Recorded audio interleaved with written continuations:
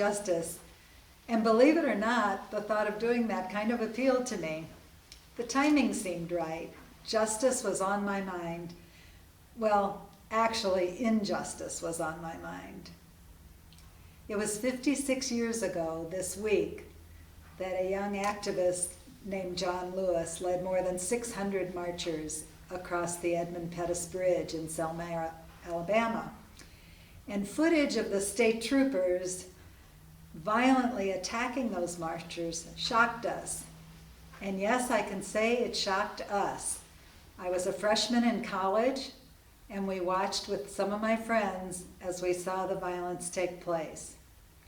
It was pretty disturbing, and it caused a lot of us, unfortunately not me because I was very active in college at the time, but many of my friends that weren't were able to actually go to the South and participate in some of the marches and activities going on there.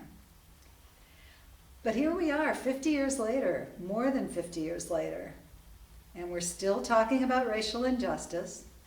We're still talking about voting rights. So how much has really changed? I think about how do we feel as Christians when we see injustices in our world? We see inequity, we see unfairness, we see a lot of excess when there's need all around us. Well, I feel sad sometimes when I see unkindness, and I feel guilt sometimes when I know the abundance I enjoy in the midst of other people's need. But most of the time I see injustice, I feel powerless, and that's a really bad feeling. Last Sunday, Pastor Ron suggested that with God's help, we can turn anger, our frustration about injustice, into good. We can seek God's help to face injustices with action.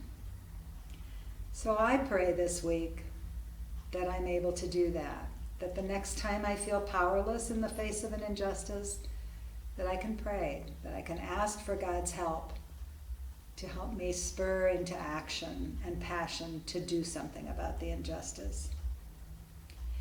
I've asked Pastor Ron to put up some links to things our church, the Disciples Church, is doing nationally about justice. And I hope those will appear in our newsletter or on the screen later on.